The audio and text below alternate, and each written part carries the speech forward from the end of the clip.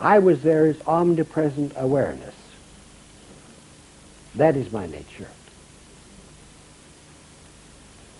So, that awareness that we have of ourselves and of what is happening around us, that awareness is Swami. He said, I am that awareness, omnipresent awareness. Whereas our awareness seems to be linked a little bit to the whereabouts of our body, Swami doesn't have that limitation. He is awareness every place. Hey, what time is it? How much time do I have? I think I've said too much already, haven't I? Huh? Oh. Okay. We're supposed to have a question and answer session, too. Well, at any rate, if I have been able to convey one thing to you, and that is engage in self-inquiry and find out who am I. Look at your life day by day and see who am I. Now, if you find out that you are not the experience and the experiencer, but you are the witness of what happens, not in any way affected by the experiencer and the experience, then there has been a tremendous step made on the path of self-realization. So now we're supposed to have a few minutes of questions and answers. Shall we start?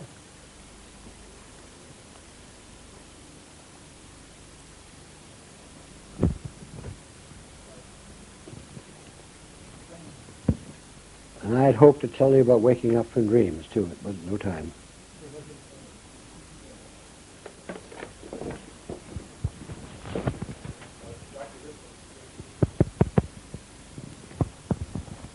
I had a couple of questions. One on what you're speaking about with the first step of enlightenment or initial step in learning about the witness. Could you tell us what would come after that? And also, could you comment on anything Swami might have said about the Theosophical Society? Because I know you were a member of that. Yeah, no, Swami I never asked Swami about the Theosophical Society, and so therefore he didn't make any comment to me. On the other point, you see, Swami appears in dreams, doesn't he? To almost all of us. One time or another, Swami will appear in our dream.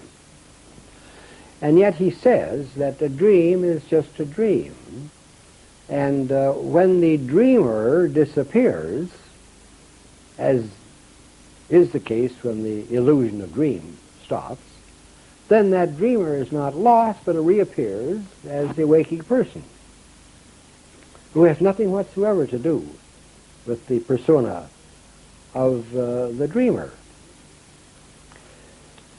So I said to Swami, well, Swami, but we see, you say that this waking state is just a dream too, a longer dream, but no less a dream than the dreaming dream. You say, Swami, that this waking state is a dream, but we see you in that dream working hard every moment. Why do you do that? Dream activity in a dream. What could be more useless than constructing something in a dream, and when you're going to wake up 5 minutes from now, it has no reality? And here's Swami, the Lord himself, working like all out in this waking dream. So I said, Swami, how come then, if it's a dream, you're working so hard? He said, Hislop, I appear in your dream to help you wake up. To help us wake up from this waking dream. Because this is a dream just as is the sleeping dream. You see, if I had a dream last night, how can I escape from all the things that are happening to me in that dream? Can I escape in any way except by waking up? My freedom from the dream is my ability to wake up from the dream. Isn't that right? Only thing I can do to get myself out of all the troubles that I'm in that dream is to wake up. So it's the same thing with this waking state. The only way to get rid of all the troubles in which we're engaged now, trying to reach liberation, trying to realize ourselves, making a living and so forth and so on, is to wake up from the dream. Then Swami says that when the fiction of ourself as part of this illusion of the waking state disappears, the actor in this waking state will then appear as his true self, the Atma, just as the dreamer of the night sleep appears as his true self as the dreamer. Man sleeping in bed, dreaming. Likewise from this waking state. We wake up from the waking state to our true identity, which is God, divinity itself. Okay, now we can start questions and answers. Somebody had a question. Well, that was one of the questions.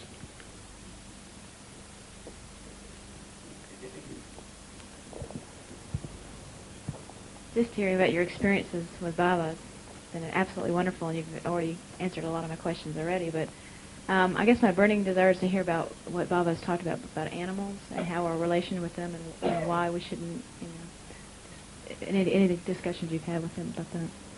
Yes, the question was that what does Swami have to say about animals and our relationship with animals? Swami's relationship with animals, if we wish to take that as a model, is that he has great compassion for animals. He very often has a small dog that he keeps.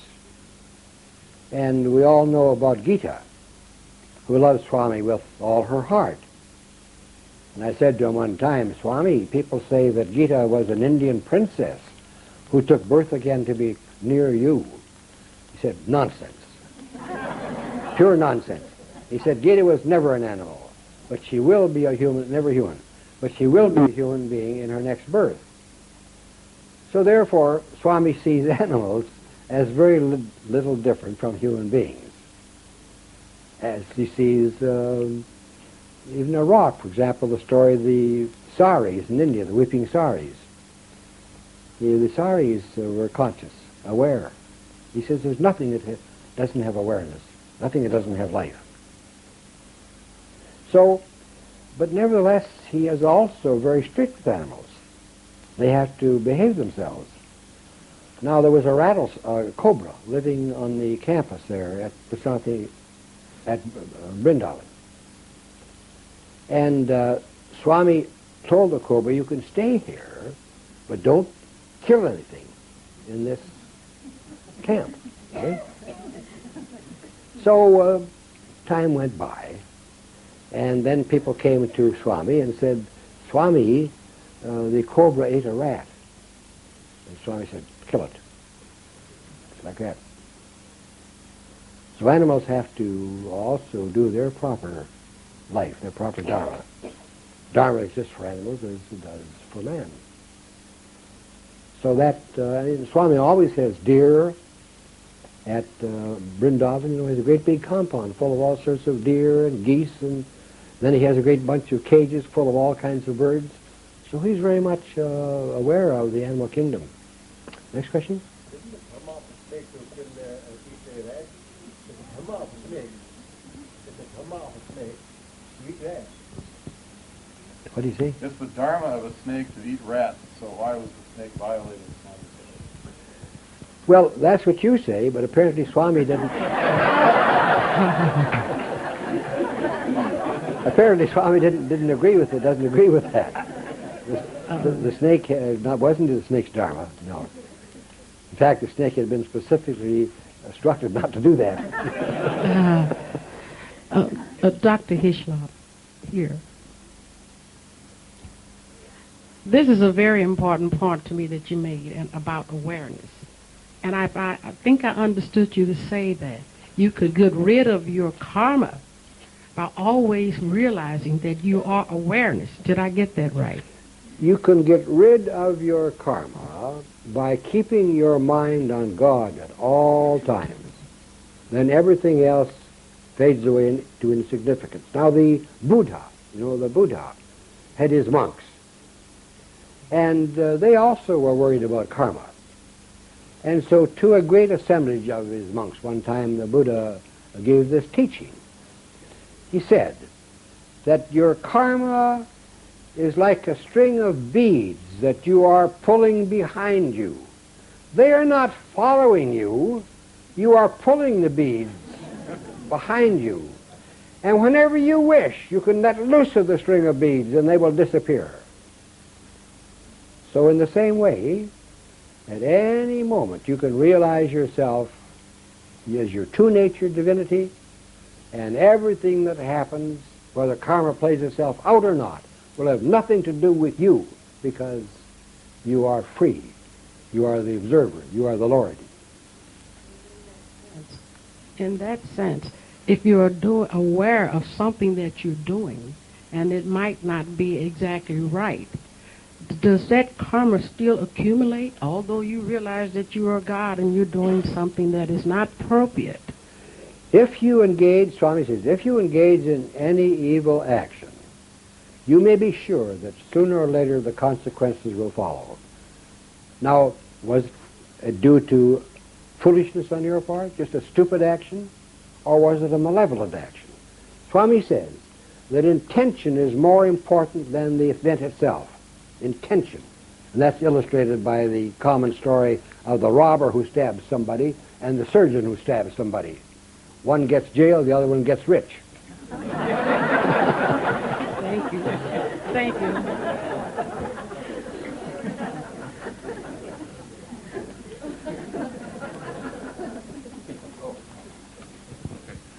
I've heard it written and said in a couple of places that towards the end of Swami's life on earth, that some 2/3 to 3/4 of the human race, including essentially all religions, will become devotees of Swami. Have you heard any such thing? My understanding of his statement there, the question was, did you all hear the question? Maybe not.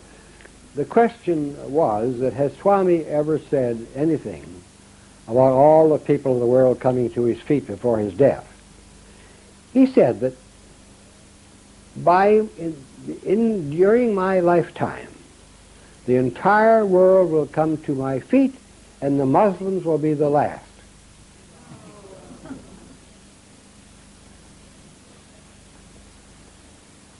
Next question. Dr. Hislop, here. Has Swami said anything about creation and how he created and in what order? Well, one time I was there in Shanti, in Vrindavan, and my wife and I were about to go home. So Swami moved his hand like that and turned his hand, and there was a great big mass of sugar candy. And Swami said, look, you can see the water still there changing into the sugar. So Swami, you can see it. The actual act of creation going on. And it came from the water. You know the sequence? Space, fire, what's the next one? Air, water, earth. So the last two in the sequence of creation, water and earth, were demonstrated right there before us on his hand.